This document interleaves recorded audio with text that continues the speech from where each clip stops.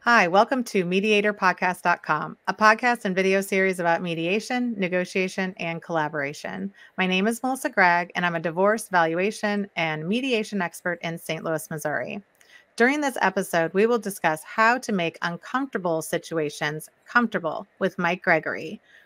Mike is a mediator in Minneapolis, Minnesota, author of 13 books regarding various topics about valuation, collaboration, and the creator of the collaboration effect. He is a frequent speaker and uses mediation techniques to de-escalate situations. Welcome, Mike. How are you? I'm great. Thank you very much for having me here today, Melissa. My pleasure. It's a pleasure and a privilege to see you and be on with you again. Thank you. Oh, this is so awesome. You're always a wealth of knowledge, and really your background as a former IRS agent, as a valuation expert, as a negotiator, as a mediator, and you frequently do speaking engagements.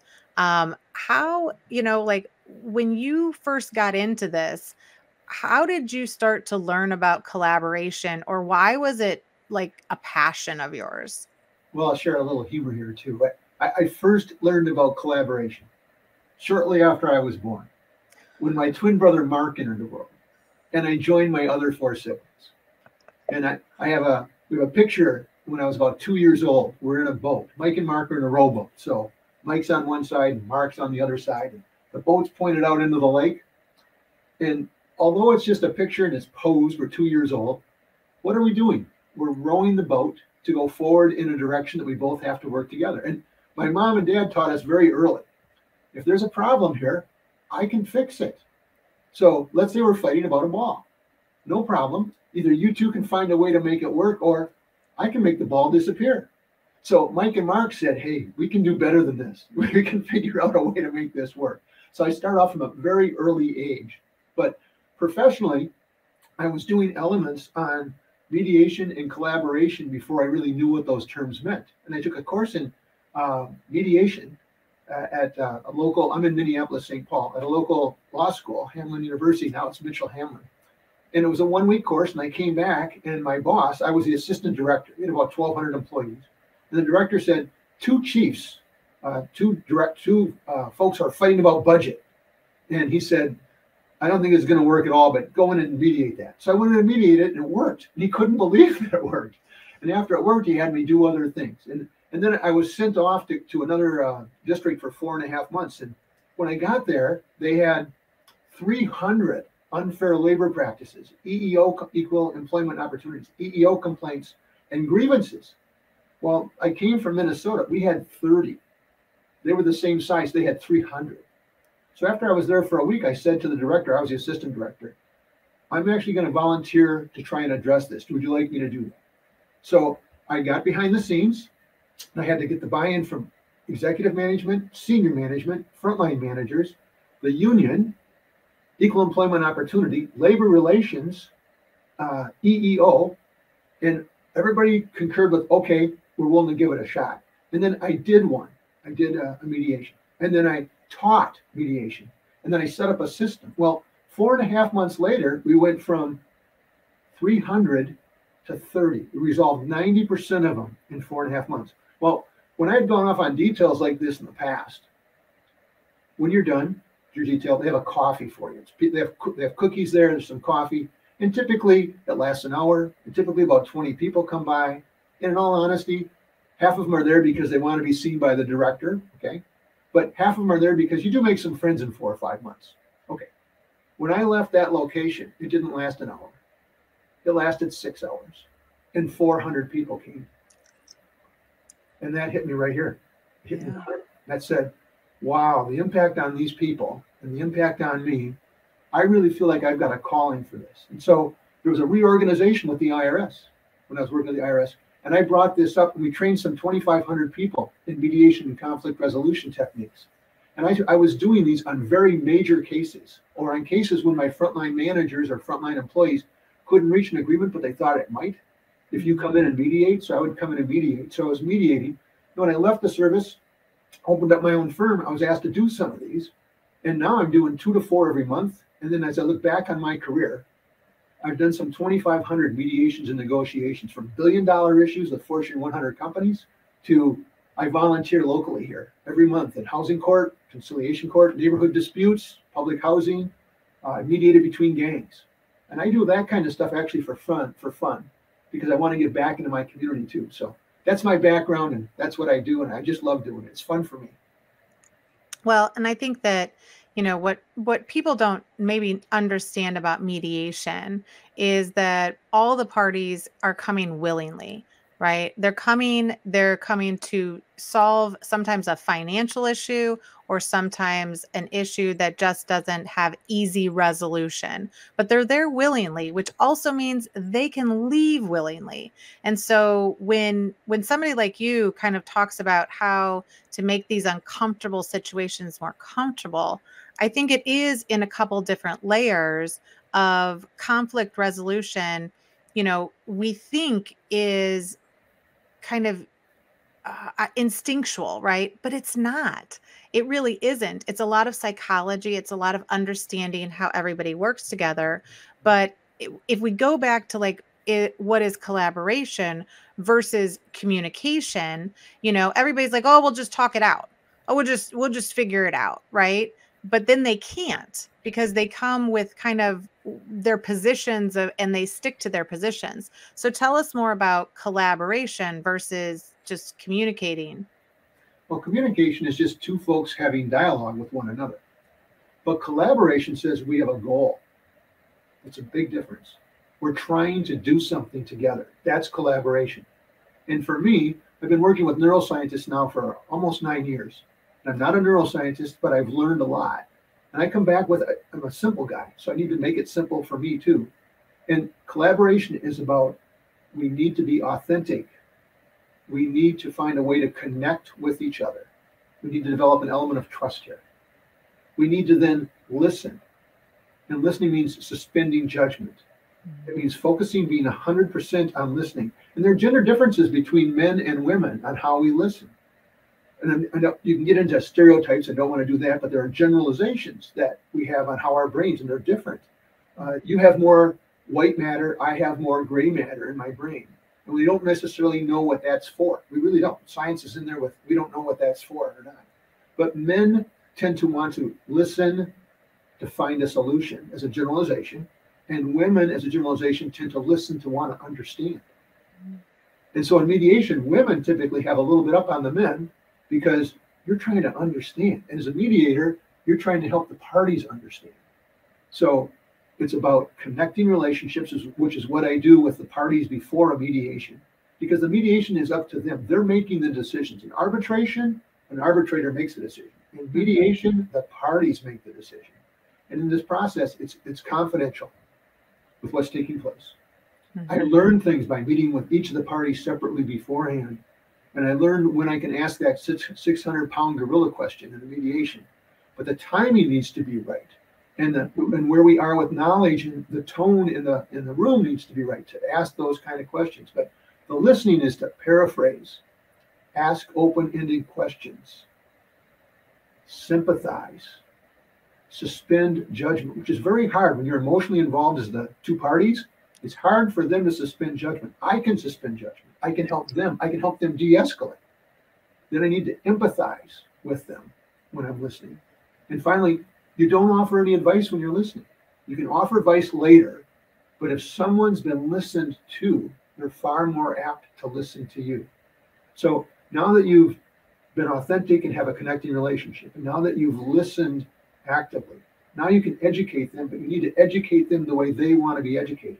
And 70% of us are visual learners. We like to see it.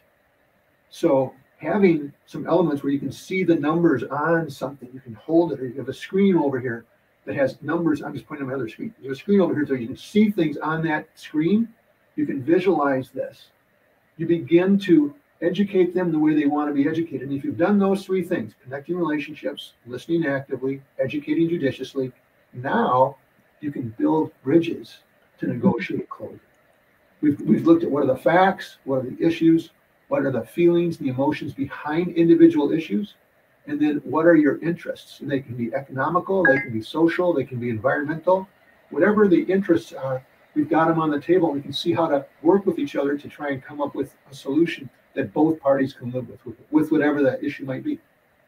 Well, and I think that the two of the big concepts that I think I see in like divorce mediation is going to be the active listening, which I've interviewed you several times, so I'm a little ahead of the game. So I've been focused on active listening, but also the judgment. I think that's really where just universally we as humans, we have judgments based on past experience, based on how somebody has shown up. And when you get into the divorce arena, you have that, oh, they're never going to do that. Oh, he's not going to listen. Oh, she's not going to, change. Where recently somebody said, every time you say a judgment, you say, that person's never going to change. Add a little thing at the end, like, I don't know that for real. I don't know that to be true. I don't know that for certain, right? Because that's the truth. That person has shown up like that, but I don't know if that is truth going forward. And so I think that there's a lot that you as a mediator are even emulating the things that you then want the participants to start to do as well. But you've created something that goes even beyond that, which is you have a whole concept called the collaboration effect, and you've written a book about it. And so tell us more about, like, how does that play into this process? Well, at the start of the book, I actually have a story. And I tell a story about what happens with two different parties. And I won't go into that here now in detail, but essentially, an attorney came to me and is like this with another attorney. And this is what I'm going to do to the other attorney and beat him up. And this is how it's going to go. And he said, well, what can you do for me? And I said, if you're going to do that, I can't help you. There's a pause on the other end. And I took him through with the initial element of trying to connect. If you say to the other party, I don't know you, you don't know me. I've done research ahead of time. I've gone on to LinkedIn. I've looked at Google. I've gone on Facebook. I've looked at Reddit. I've looked at different. I've Googled this person. And I've learned some things about that person before I ever call. And then when I call this person, because I know some of these things, I might make a comment about where they went to school. I might make a comment about some hobby that they have or where they live, geography, something. And then I say to them, if we're going to work together, this is a common thing. I really propose this. If we're going to work together, I don't know you, you don't know me. I wonder if I can just learn some things about you. Would you be willing to share some things about you? And I'll share some things about me. What are we doing right now? We're becoming authentic with one another. We're building some trust with one another. So that's the first step. And then once you've done that, you're working, you're connecting, then you're listening to them. We've talked about that a little bit already. And then when you listen to them, then you're going to be educating them. So I talk about, that was the initial phone call from this client. I thought, I don't even know if I have a client. And then they called me back up and they said, Mike, we called them up. We were going to write a 40-page brief on issue number 1. There's an issue number 2. It's a factual issue. But issue number, we discussed it in 15 minutes. I didn't have to write it up. That was great. Now we're going to actually get together on issue number 2. And I said, on issue number 2, there's a lot that goes into this. And I won't go into all these details, but the nuts and bolts are, one of the books that a friend of mine's written, her name is Erica Garms. She wrote The Brain-Friendly Workplace. She's here in the Twin Cities. She's a neuroscientist graduate from the University of Minnesota. And in there she talks about having the right foods. And when I tell these stories, people generally remember not necessarily the story, but they remember the foods part of it. And it's certain foods are really good in this type of a situation. You want antioxidants. So you'd like to have blueberries. You want to have cut up fruit, celery sticks, carrot sticks, peanut butter, dark chocolate. You want to have the right fluids. So minimum water, but in this case, the person said they like Starbucks, so we have Starbucks coffee there. And this attorney was planning to come in with 5 other attorneys. We're going to beat them up, 6 on 1. And they said, no. You're there with one other party, and I want that party to be an engaging party, okay? And when they come in, we're going to break this up into 3 periods. And the first one is just socialization. And you're going to offer the food. They probably won't take any, but I want you to take some. And you're going to offer the beverage. They'll probably take coffee or water. And then you're just going to do this small talk with this person who already knows a lot because you've taught them. But they're going to work with this person to make them feel very comfortable and be authentic with one another. And then you're going to move into the second stage. That was connecting relationships, which is listening actively. And this is the hard, there are 2 really hard parts on listening actively. One is suspending judgment of those things we just talked about. And the other really hard one is do not offer advice. Okay, you're just there to listen right now. And when you are listening to this other party, what you're doing is you are suspending judgment, which is really hard, and you're also not offering any advice. And it's really hard because you might want to say something like, "I think that's really stupid," or "I don't agree with that. Let me tell you why you're wrong." All those things when you're That's impossible. That's ridiculous. Yeah. All those things, you need to focus yourself. You need to talk to yourself with positive self-talk. Not going there, Mike. Not talking to myself. I use my own name. That's called self-distancing. Are you familiar with that? No. Okay. Self-distancing is something that sports psychologists do with athletes. Okay. And self-distancing, if LeBron James, professional basketball player, has a bad day, watch how they interview him. LeBron, you were off today. You were whatever, and this and that. And LeBron James will not say, "Yeah, I had a bad day. Everybody has a bad day. I'll be better next time." He doesn't say that. He says, "LeBron had a bad day. LeBron will do better next time. LeBron needs to focus. For whatever reason, I just was not focused. I wasn't myself today." Well, the sports psychologists have taught them if you use your own name, you're now looking at yourself as a third party. You can look at yourself objectively. You won't blame yourself. You won't beat yourself up. Instead, you're looking at it as, yeah, that's something that guy has to do over there. So the same thing in terms of listening, when you think you need to apply judgment, when you think you need to say something, and you think you need to give advice, that's the time you say, for myself, Mike, focus. Don't go there, because right now you really want to listen. And if you listen, once that person has talked it all out, they've said everything they want to say, they now are more receptive to listening to you. So that gets us into the third stage. That's educating judiciously. It's how they want to be educated. Most people, when they educate, they think about, I know all this knowledge, and you want to know everything I know. Well, you know what? They don't. They want to know what they need to know and want to know. And so you, after having listened to them, you need to calm yourself, center yourself again, and now you're going to educate them with what they need to know. And you're going to ask them questions that allow them to say yes. Okay. You're going to ask them questions and say, if with this addition, here's some additional information, and do you think that might, if I'm trying to help you go a given direction, do you think that might make you more receptive towards going this direction now that you know that? Yes, it would. Okay, and here's something else that was not brought up previously. Would this help too? And now here's something else, and you're getting them to say yes. You get them to say yes, they're producing certain chemicals and hormones in the brain which make them more receptive to what you're presenting to them.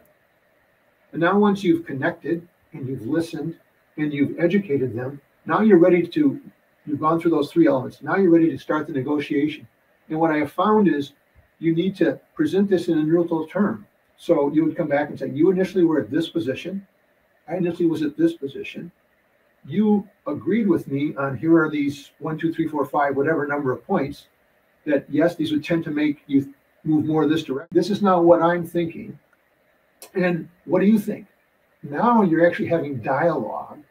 You're now looking at this from some different angles because you presented additional information and presented interests generally on things that may not have been with the original problem.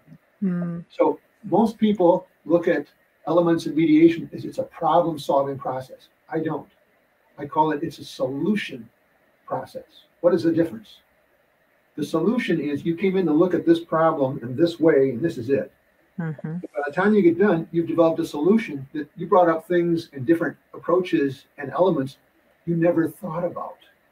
So I'm not in divorce, but you are. And I'm not into child custody, but you might be as part of what you're doing. And I would come back in on this and I'd say, well, they came in with, I want this in terms of money, I want that in terms of the house or whatever. And I don't know what I'm talking about here, but you do. I'm just standing back.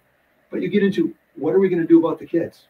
And what would be in the best interest of our children? And once you start to focus on children rather than the money or the house, you have a whole different perspective. And I just bring that up as a simple example, but sometimes there are many different angles that you can approach. And I've been in meetings with board of directors, Fortune 100 company. And as we're working through some different solutions, and some folks are being pretty hardcore with respect to the other side. And I just asked the question like this. I know this is all confidential, but you have a mission statement, right? You have a vision statement. You have these values up on the wall. Okay. If this were to come out that this is what you had done, how might this be perceived by stakeholders like shareholders? Or how about some of your customers? Or how about your own employees? I'm just asking. I never said, hey, is this ethical? Do you really want to do this? I never said that. I just asked, how might other parties view what you're just proposing here? Yes, you could put the thumbnail on top of them and really do a bad thing to this other party. You could. On the other hand, if this ever came out, and the comment was, as an example, oh, this would never come out. I said, well, many people think that. But when it does at a future date, I'm just suggesting, do you want to go there? And then other people in the room, they didn't interject. I asked the question. Then other people in the room, they interjected and said, yeah, we can do that. So there's legally what we can do, and then there's ethically and morally. And then what would be the right thing to do here? And, and what will our other customers think if we did this to them and that got out? What might other customers and or vendors think about us and doing business with us? I never said any of that. I just planted the question, which allowed them to think about it, which took them to a higher moral plane. So that's what solution providing is versus problem solving.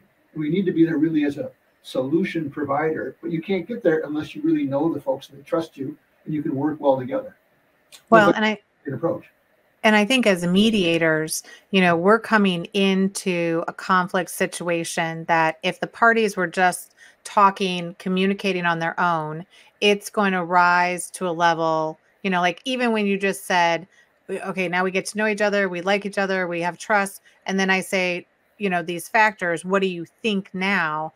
I can envision everybody being like, oh, you want to hear what I have to say? Now I want to say it, but it is hard in any of these mediations because these are charged issues, right?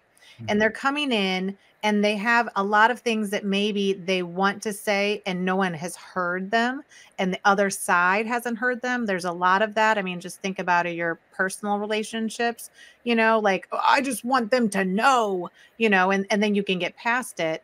But what happens in our brains when we're super angry? And then how can we stop from getting angry? I deal with this with my kids all the time, but like in a professional situation in these mediations, the issues are so high conflict and the parties are so volatile because they haven't seen any resolution to the conflict that it's real easy for them to get angry. So how do we as mediators work with that or understand it first in order to do something? Working with these neuroscientists, I've learned, and here's a fact that when you hear this, you go, really? We're 98% emotional and 2% rational. Gotta let that sink in a second. We tend to think maybe we're 50% logical, especially engineer, accountant, finance. I thought I was 90% logical. Yeah, right. Well, then I asked this question: how much is 2 + 2? 4. Out of the number 4. Yeah, and you said the number 4. Well, you gave yourself a drop of dopamine when you did that. You weren't even aware this happened, but you said you didn't do this. Yes, I got it. It's 4. Hey, Mike, I know what it is. You didn't do that, but you gave yourself a drop of dopamine. And in our brains, at the top of our brainstem is the amygdala. The amygdala is about the size of your thumbnails or 2 almonds, and the amygdala is there that if a lion or tiger is chasing you, your amygdala kicks in. You produce adrenaline, cortisol. You produce additional blood sugars. You can now run faster. You are stronger because your adrenaline is kicked in. But your brain can't differentiate the lion chasing you versus somebody did something to get you angry. Your brain says, I'm coming back in with a stimulus, which is going to impact me on what's called the stress response. And when the stress response kicks in, you flood yourself with these chemicals. So it's called flooding. You flood yourself with these chemicals and hormones. And when you flooded, the number of transmissions to your brain is radically reduced by about a factor of 90%. And now when I'm angry at you, all I see is you, and I'm not listening, and I'm telling you, I don't even know what's going on around me. I'm just angry. And that's flooding. Now, you have 6 to 10 seconds from the time you have a trigger and something's gotten you, started to get you angry. You know it because that trigger is just gone. They just said something and that's the trigger. Or they just done something and that's the trigger. you have 6 to 10 seconds to stop yourself from getting angry. And once you do get angry, those chemicals and hormones stay with you for up to 22 hours or until you've had a sleep cycle. So you can't just say, when I got angry, I'm okay an hour later. Actually, you can go off just like that because you've got the chemicals and hormones there, so you are ready to go. Having said that, how can you overcome that? Well, one of the things is to know when the trigger starts, you feel the trigger, and in the front of your brain is the prefrontal cortex. And the prefrontal cortex overrides the amygdala. It's 5% of the brain in terms of size, but it's 25% of the energy in the brain. Well, that thing can get overworked. The prefrontal cortex needs a break. So like your computer, you turn it off and you can reboot it. You need to do that for yourself. Well, they've come back on neuroscience and said the ideal way to do that as a minimum is 10 minutes a day of mindfulness. And that mindfulness can be prayer or reflection or meditation or yoga. But taking the time to clear the prefrontal cortex, studies have said in as little as 21 days, we can show you're more relaxed, you're calmer, you get less excited, you take things as they come, you're more apt to listen to others. But now I'm in a mediation and somebody's about to go. And we haven't, that's what you can do for yourself, but you're in a mediation, somebody's about to go. I look right at them and I will ask them a question. It may have nothing to do with what we just started now talking about. I'm going to get them to look at me and ask them a question because I can see the trigger just went, it's starting to go. I have 6 to 10 seconds to catch them. So I'm going to ask them something. And they usually are like, what? And I'll say, so what'd you have for dinner last night? I mean, it can be something bizarre. Yeah, or it can be something related to what we've been talking about earlier. But they then are going to like, what? And look at me. And now they're wondering why I'm asking them or whatever. And I can play the dumb guy. It's okay. I'm the mediator. So when I ask them something or bring something to their attention or something, they've now, instead of going off at the trigger, and it's still in the back of their mind, but now they've just moved to the front of their mind, something that they're working on with me. And I can stop them from flooding.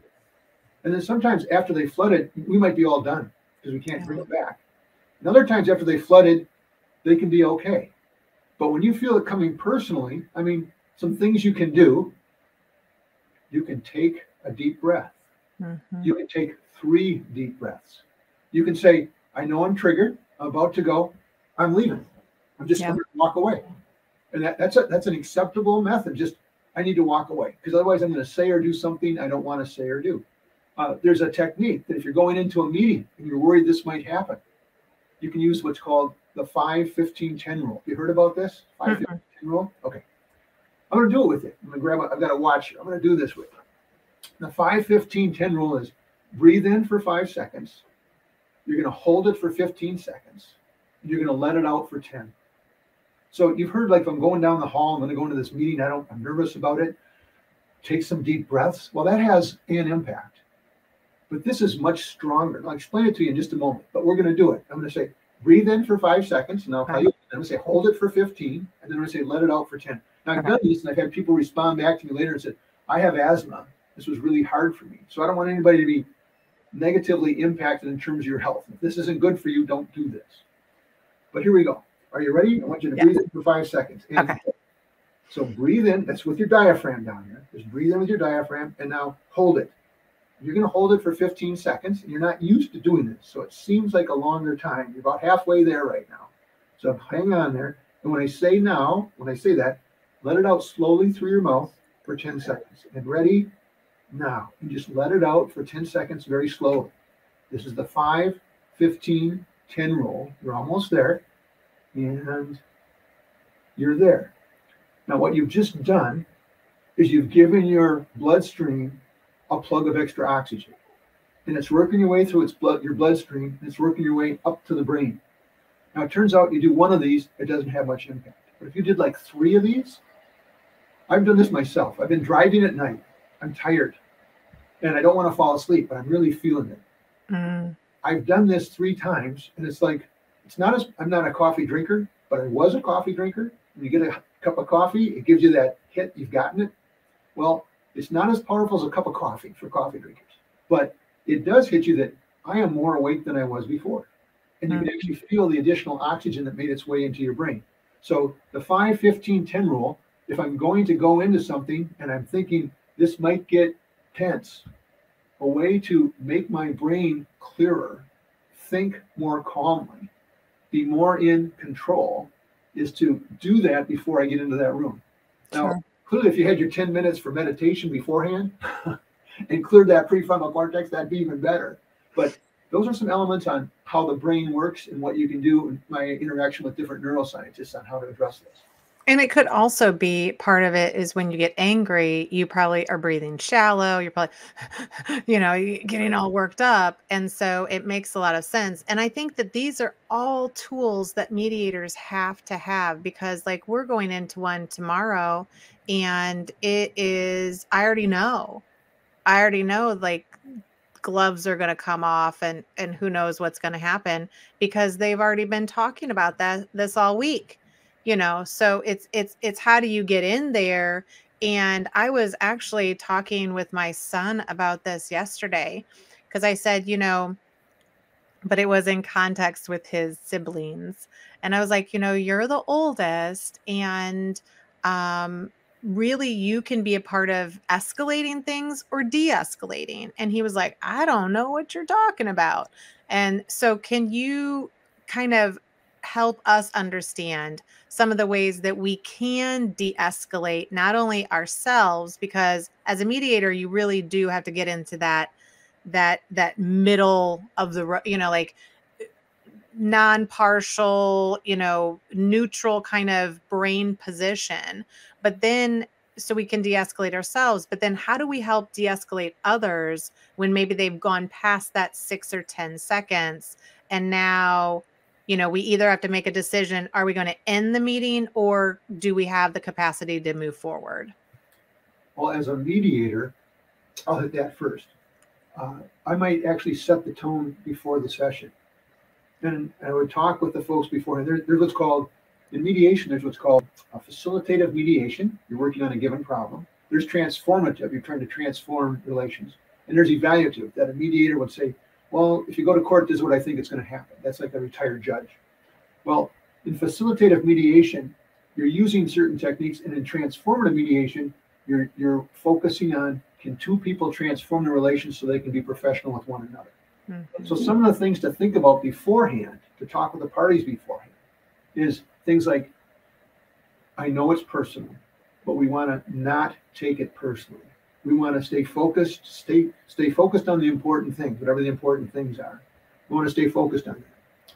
And then you actually make a decision whether you're going to be angry or not. Now, I had a discussion with this with my daughter when she was younger. She goes, no, I don't, Dad. When I get angry, I'm angry. And that's the way it goes. And I've come back and said, actually, you do have the choice to do that. It wasn't accepted at first. So I had to actually, it's a prove it, Dad. Well, I can go on the internet and I can prove it to you. Here, you have a choice to get angry or not. And you can use active listening and coach somebody ahead of time on what that is. We've talked about this. Paraphrase, ask open-ended questions, suspend judgment, summarize, empathize, don't offer advice. And for me, I'm a rapid talking guy. When I actually go into mediation, I read a prayer beforehand. I read this several times. I read the prayer of St. Francis of Assisi. This helps me. And in that it says, be there not so much to be consoled as to console, not so much to be understood as to understand. And it helps put me in a place where when I come in, I'm coming in calmer. And what I do is I slow down. When I'm in a mediation, I talk about this fast. I'm much slower to react. I play poker with a face that's calm. So if something's funny, I'm not just going to break out and laugh. And if something is sad, I'm not going to go super sad. I'm going to maintain something more neutral, but slowing down. And then that empathetic is the feelings. So not just summarize what I've heard or paraphrase what I've heard, but I'm empathetic that, yep, if that happened, that must have really hurt.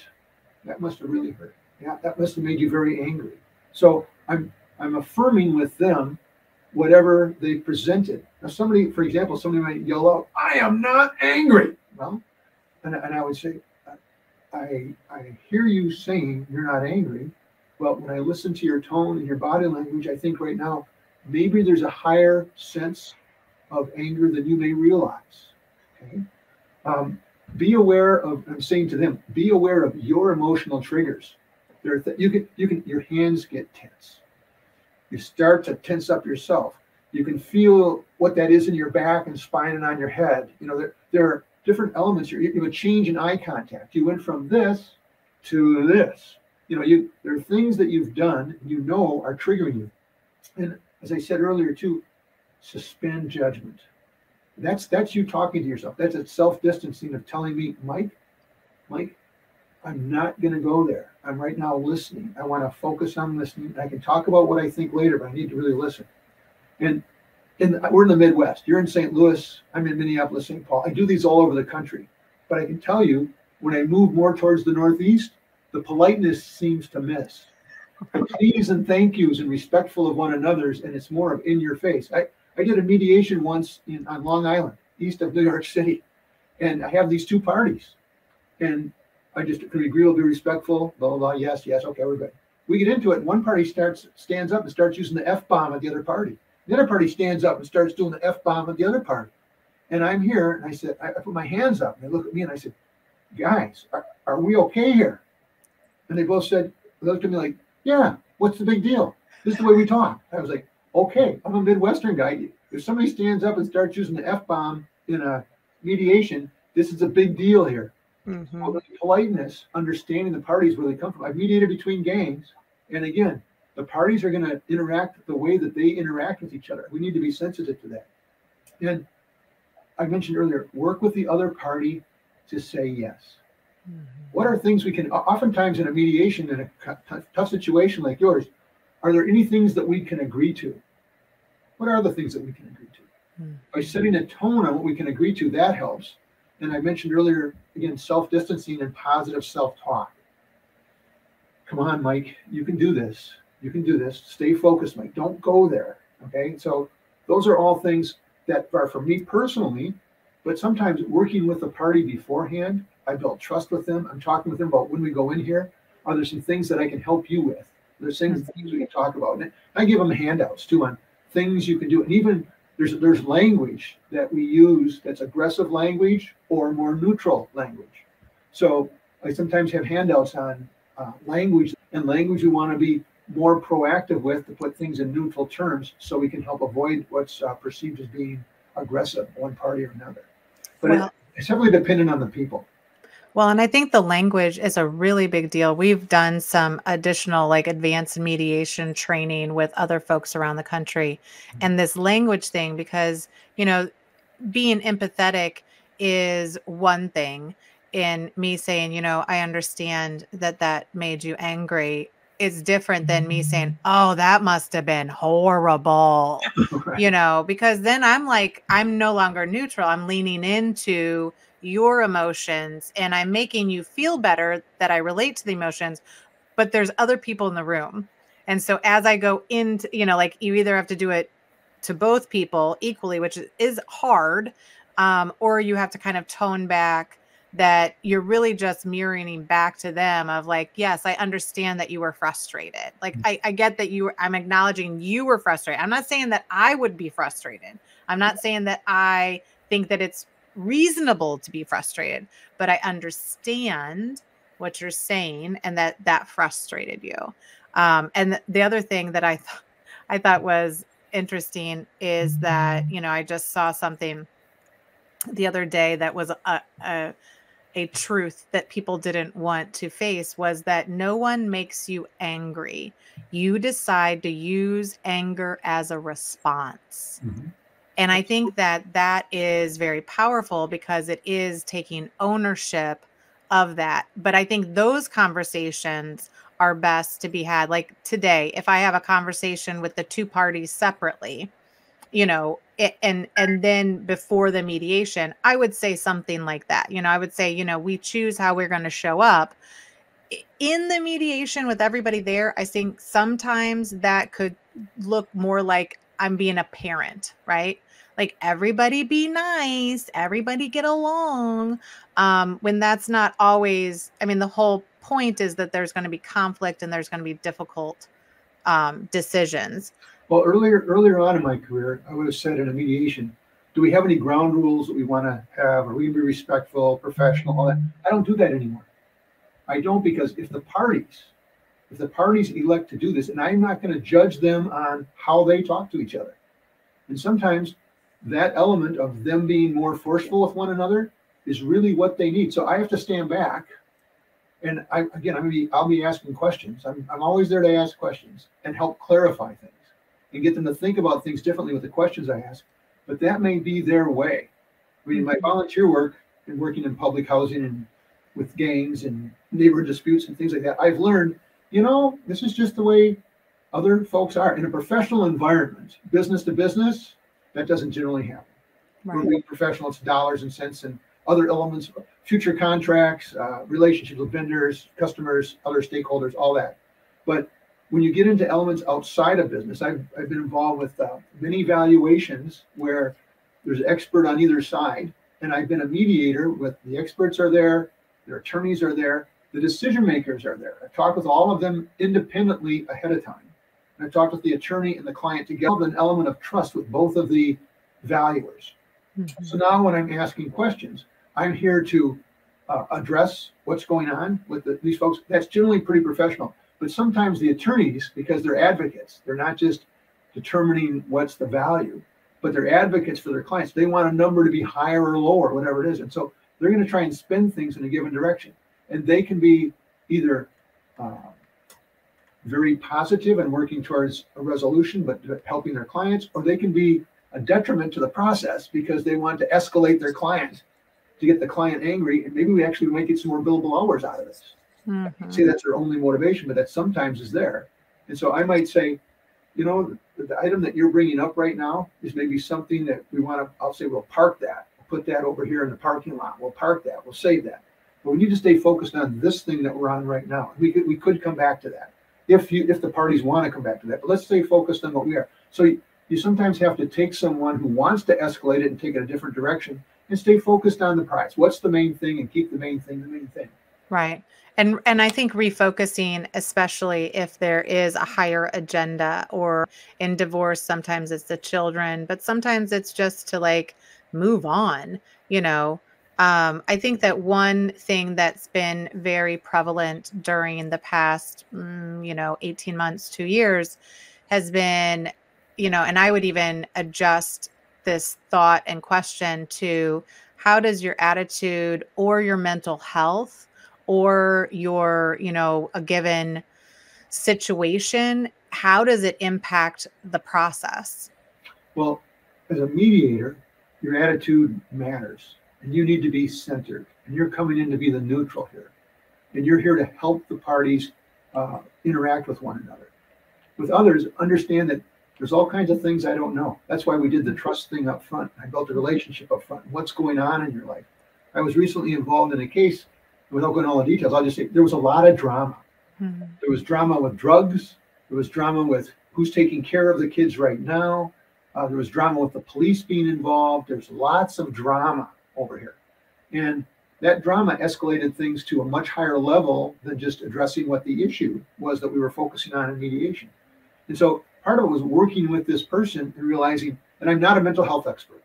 And I can't help in that area. I can sometimes recommend maybe you might want to talk to a professional, but I am not that expert. But I can come back and realize there are other things going on here. I once did, this is kind of humorous, I once did a mediation. This was a mediation volunteering in housing court. And this person believed that in their building, there were folks coming in from another world, and they were attacking some members inside that building. And this person was here to help protect these other members in the building from these aliens coming in from another planet. Okay. And it was a landlord tenant, and the landlord wants this person to move out and is evicting this person. And legally, they can evict this person in 2 days, but they're willing to work and say, do you need 7? Do you need till the end of the month? What is it we need? We're working on this. This person was not listening to what the landlord was saying. And all of a sudden, we've been at this for about a half an hour. This person then just says, I could move out by the end of the month. Just came out of the blue. And I said, let's just focus on that for a moment. And so you could move out by the end of the month. The person is, yes, I'll move by the end of the month. So then the person's still telling us about all the different things that they think is going on. And I'm writing this up, and the landlord signs it, and the tenant signs it. And then we're all set. And the tenant says, you were extremely helpful today. Thank you so much. And she said, and after this, I'm in St. Paul. St. Paul is where the capital is for the state of Minnesota. And she says, And after this, what I'm doing is I'm going to the governor's office so I can tell the governor about the aliens that are in the building. I'm like, okay, all right. Well, I'm sharing with you, did we get the job done? Did we get an agreement on when the person can move out by? And the other neighbors didn't like that this person was defending them against the aliens and doing lots of stuff in the building that was not good. But we stayed focused on the problem. So there was something there that I'm working with someone that had severe, I'll say, mental illness is my lay term perspective. But the person was able to stay focused for a short periods of time to work towards what we needed to do. But we needed to let that person talk. Mm-hmm. By letting that person talk and listening to them with all these things they were concerned about, we were able to move towards the focus on what we were trying to do is reach some kind of an agreement that the parties could both live with. And they lived with that. Mm-hmm. Well, and I think that is part of, as a mediator, and you talked about it a little bit at the beginning, we're not there to solve every issue. We're not there to be the expert on every possibility. We're really there to help people constructively generate ideas and ways to solve the solution. But in that type of situation, if we look at what type of communication works best and how and why do we make situations more comfortable? Like, shouldn't we just let them yell at each other and, like the people that were dropping the F-bomb? Or is there a way to kind of help move them into a communication that makes everybody feel more comfortable, maybe safer, maybe more willing to work together? Well, I'm going to reach down and grab my phone for a second. Okay.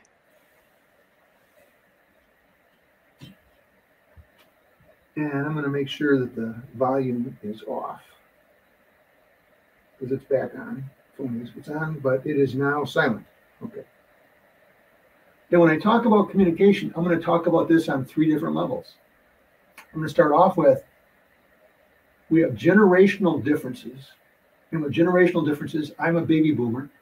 I prefer a face-to-face conversation. But my kids are millennials, and my kids prefer a text. In fact, they prefer a text so much, I need to text them, and I'll say, will you call me? And that doesn't work. They'll say, what do you want to talk about? Okay. Do I really need to pick up the phone and talk with you, Dad? Okay. So I'm picking up on when you have a text, all you have are the words. And now there have been studies that have come out and said, when you consider the attitude, not the communication, but the attitude on communication, 7% of the attitude has to do with the words. So if we're texting back and forth, there's a lot of room for misconception of what somebody intended in terms of attitude, because all I have are the words. Or if I have an email and somebody sends an email to you and you might say, that makes me angry. Well, you have some choices. I'm always suggesting open a Word document and you respond with how you feel right now to that email, but it's not on an email going back. It's in a Word document. And what that allows you to do is label your negative feelings. You can say everything you want in that Word document about how you're feeling and why. And then don't do anything with it except save it. And the next day come back and look at it again and say, I can do several things. I can delete it. I can just save it. I can edit it and make it now, what is it I really need to do to respond to this and be professional in how I respond? And so in that sense, that all has to do with what? Just the words. But on the other hand, if we pick up the phone and we can talk to somebody, we can hear the tone of their voice.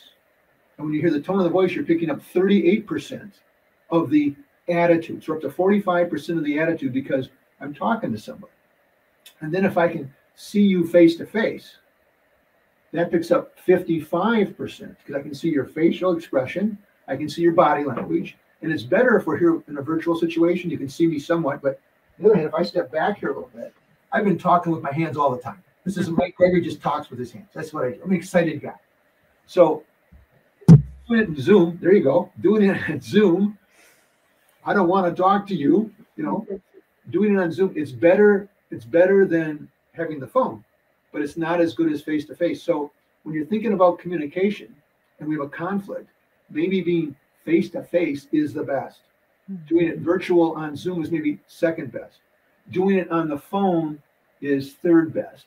Doing it on a text is the worst, but might be the best you can do. And you have to come with folks with where are they coming from. If you have a conflict and it's pretty simple, you can probably do a lot in a text. Just, are you going to pick me up at school? What time? When? We're good. Bam, we go. Text work just great. There's not a whole lot of room for conflict there.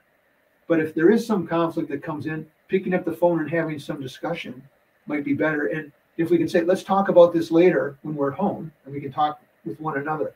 So when I'm talking about different forms of communication and what might you use and why, think about the other party in the way they prefer to communicate, and think about you and the way you prefer to communicate. And you may have a discussion just about how we're going to communicate with one another. When are we going to do it by text? When are we going to do it by phone? When are we going to do it on Zoom? When do we maybe have to get face-to-face because of what the situation might be, and it's that serious? And when you're looking at mediations, in my last year and a half, let me think about this. I have not done a face-to-face. They've all been virtual. I do 2 to 4 a month. In my last year and a half, they've all been virtual. Now, some might be moving, but you have to have, everybody needs to agree to come to face-to-face. So that means the attorneys, that means the experts, that means the clients. And I've learned that we should all be, my perspective is we should all do what's going to work. And if some people are willing to do face-to-face and others say we can have them on Zoom, that's okay. But at other times, folks will say, nope, we're either all face-to-face or we're all on virtual. So I work with the clients on what they want to do. But prior to that, they were all face-to-face. And now they're virtually all virtual with what I'm doing with my clients. And that's what they prefer to do. It's a morphing in our society. So as I look at more virtual scenarios, I have 2 agreements people sign today. They have one agreement that they sign, this is the mediation agreement. And then I have them sign another agreement that says, but because it's virtual, there are all these other things that have to happen. No one else can be in the room. No one else can be within earshot. I mean, I have a 3 or 4 page document of all things that we need to do because this is a virtual mediation, because I want to ensure as much as we can that just the parties that are there will interact with each other. And sometimes you have the attorney and a client might be in an office together, and they will mute the phone and they're now talking to each other. And I'll say, we can't use our phones. So you can't be chatting with others outside the room on different things. Rather, we're in this room together. So there are a lot more things to think about today because we want to stay focused and we want to avoid other distractions. And I don't want you playing a computer game. I don't want you talking with other people about other things. I don't want you even talking with other people about what we're talking about. It's confidential what's going on in this room. So these are all things that today we all need to think about going into that mediation. Well, and it's a lot of things that we're doing in the court system too, with all of the online. But I think the other thing is that I see sometimes is that the clients are like, well, tell us what we're going to be talking about for the mediation so that we can talk beforehand and maybe we can figure out a little bit before we get into that. And I think that the only thing that I ever get concerned is that both parties are in agree, like I usually will see one party that maybe is a little bit more dominant than the other, that and the other one is kind of just going along with it. So a lot of times, even in that capacity, I have to address them. I have to say, hey, Mike, I haven't heard you say what you're feeling about any of this. And, I've only heard one side of Sally saying that you both agree to all of these things, but I'm not hearing you support that. And sometimes it's even taking that person and giving them the permission to have an opinion, to be able to say it, because then you're also watching how the parties are reacting when that non-talking person is talking more, because that's usually, they've learned that role to be quiet, to not have an opinion. And so there is a lot of different dynamics, depending upon the type of mediation that you're doing. I think that it's not a one size fits all. It's not that I don't really know if I can mediate any type of situation, because I mediate certain types that I really understand. I understand the psychology, the nuances, the court, the everything of. But to go, and you and I do a lot of different types of mediation, right?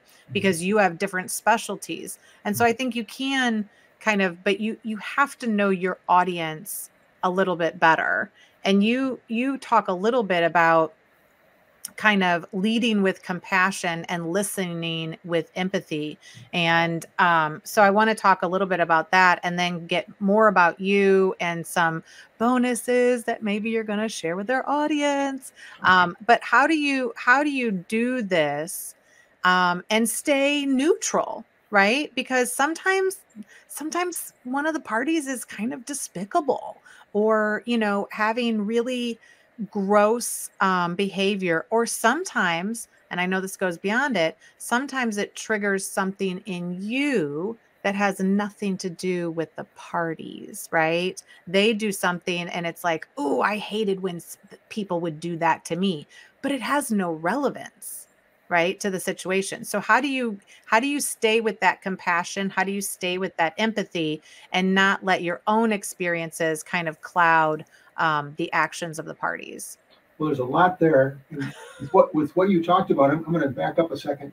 One of my books is called Peaceful Resolutions. And it has Okay. a chapter on negotiation, chapter on mediation, and a chapter on virtual mediation.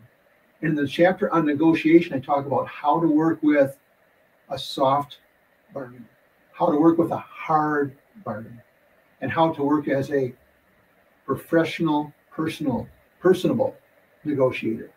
And when you just talked about that, I'm thinking for valuation here, you have an in-spouse and an out-spouse. Hmm. The in-spouse knows a lot, out-spouse typically doesn't know a lot. There's a difference here in balance in terms of power and different things. But I think that I have a checklist of about 15 things of how the soft or the professional or the hard negotiator looks at different things. And so that means when you've got someone who's being really quiet, maybe they're being a soft negotiator, there's all these things that are happening here that you need to maybe address as a negotiator or as a mediator with the parties, because they are willing to say okay to things right now, but when they leave this meeting, they're going to come back and say, no, I'm not going to agree to that. So you want to give them an opportunity and you want to really help them to voice what their concerns are. But on leading with compassion versus listening with empathy, there's some studies that have come out in the last 6 months. I used to think these were both in the same area of the brain, leading or compassion and empathy. And they've come back and said they're not. I won't go into the different parts of the brain. But with empathy, we've talked about that. And we've said when you're empathetic with someone, you're putting yourself in their shoes. You're understanding where they're coming from. It turns out with babies that are 6 months old, if they hear their parents arguing, they don't know what's going on, but they'll start to cry because something is not right. They can feel something isn't right in an empathy. Okay. But it turns out with compassion, it doesn't come naturally. We have to learn compassion. You can take courses in compassion. Doctors and nurses are taught to be compassionate. What does compassionate mean? Compassionate means you're remaining calm, you're remaining confident, you're remaining competent. If you have a doctor or a nurse, you don't want them to be empathetic. Oh my gosh, you broke your leg. That's terrible. You want that doctor or nurse to say, okay, you've broken your leg. Where does it hurt? We're going to do some different things here. We're going to check some things out on you, but they're going to be calm and confident and competent. You want to lead with compassion. You want to listen with empathy. Now, knowing that, if you're a leader, you want to lead with compassion and remember when things are happening. And there's a book called, a poem called If by Rudyard Kipling. And this poem of If has all these different things that are going. If the world is going crazy and blaming it on you and all these different things. And at the end, now it's written by Rudyard Kipling. It's from the late 1800s, I believe, early 1900s. And it says, but if, on the if part, the poem was just called if all these things are going on, but if you can keep your temper while others are losing theirs and blaming it on you, then you'll be a man, my son. Now, it's not done chauvinistically, men versus women. It's that you will be mature. So that's where you have to, as a mediator, you need to remain calm. You need to remain confident. You need to remain competent. You're leading a mediation. So you're empathetic, you listen with empathy, but you lead with compassion. And with your folks, sometimes helping them, we've talked about this with de-escalation, helping them remain calm. Right. And that you give them the power to know that they're competent to make a decision. You reaffirm with them they are competent to make a decision. You work with them so that they're confident in what they're doing is in their best interest. And as you look at all of the different issues involved, They're confident this is in the best interest of the best we can do for all of us as we're coming to a solution that might be something I don't love, but it's something I can live with. And if they have a sense that they are confident that what they've done is the best we can get for both sides, we can all live with this, that's a good solution, because each party has said, I have been listened to, and I have been educated with what's going on things I didn't know about. But now with everything I know, we can work together to try to resolve this, and we have a solution we can live with. No, this has all been, I mean, I think in the mediation space, even if you've been doing it for years, even if you're doing several a month, like not rechecking yourself, you know, and continuing to educate yourself on better ways and better ways to align yourself with the purpose and others with the purpose. Because a lot of times the communication isn't great in these situations. And so we are part of the process to help them understand. You've been so helpful. You've given some ideas of books that we can purchase and some resources, but you also have some other bonus items that, like, if somebody wants to continue to kind of educate themselves on some of these concepts, what are some suggestions that you have? Well, I have these are kind of fun things. One is there's a book written by an individual named John Baker, and it's called The Asking Formula. John Baker was the CEO of Shearson American Express for 10 years. And I'll just point out, with the Fortune 100 company, there are very few CEOs that have been there for 10 years. That says something. But he would comment that what he would need to tell those people on a continual basis is, if you want to ask for something, you need to, 1, know what you want. 2, ask for it. And 3, have 3 reasons why it's beneficial for them. So think about this. Know what you want, ask for it, have 3 reasons why it's beneficial for them. Now, I learned this approximately 2 years ago, having heard him speak. And then I bought his book. You can buy his book too, but I'm a simple guy. And when this book, that's the 3 main points right there. And I love that the third one is, and 3 benefits for someone else, helps remember this. That's one bonus item. The second thing is, there's a group called the Greater Good Science Center at the University of California, Berkeley. And they came out with this about 10 years ago, what I'm going to tell you. But Yale University, about 2 years ago, came out and said, we're going to put a class together on this, and we're going to educate our students on this, and we're going to call the class Happiness. It's the course on happiness. And the president of Yale was asked, why are you teaching your folks the course on happiness at Yale? He said, well, over half the students take the course, but these are the leaders of tomorrow. And if I can teach them this about themselves, they can apply this in business with where they are. So there are 5 elements from the happiness course. Now, this is Mike Gregory taking this course and saying, here's a syllabus. It's a 1-semester course, but this is it in a nutshell. It says, first of all, gratitude for 5 minutes a day. So when I start my day and I'm looking in the mirror, and by the way, when I take my glasses off like this, I am legally blind. So when I look in the mirror and I smile, I can just see the smile. And I don't see any cracks or aging things, and I think I look pretty good, okay? Because all I can see is a smile. So while I'm brushing my teeth and looking at myself and I can't see myself clearly, I think about, what am I grateful for? And I start off with my wife, and I move into kids, and I move into other tangible and intangibles. I am so blessed in so many ways. By doing that, you produce certain chemicals and hormones. They stay with you for up to 8 hours. So your whole day, you're looking at the world a little differently, because I am so blessed. I have so many good things going for me. And then I come back and I talked about this with, if somebody shoots you an email and I said, open a Word document and write that up, you're labeling negative feelings when you're doing that.